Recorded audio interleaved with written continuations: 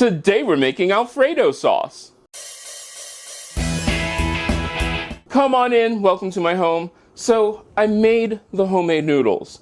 They're really good. If you want to learn how to make homemade noodles, just click that eye in the sky. It'll teach you how to make homemade noodles.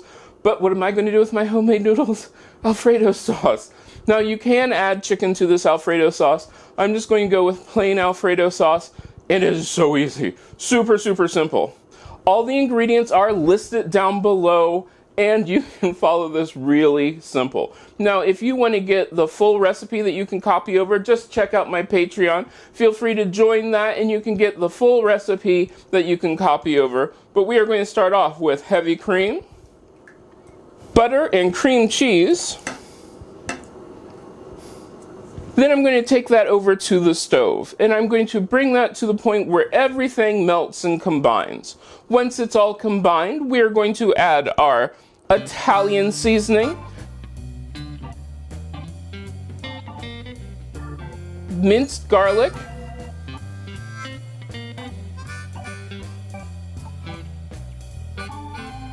garlic powder. Now, if you want to learn how to make your own Italian seasoning, that was one of my first videos. Just click that eye in the sky. It'll show you how you can make your own Italian seasoning. Pepper. Salt. And grated Parmesan. Once you get that all together, you're going to simmer that for about 3 to 5 minutes until everything is combined and smooth. My sauce has simmered. I'm going to pour a little bit over the noodles because, like I said, I am going to have some of this for dinner tonight. So I'm going to give it a taste. It's really good.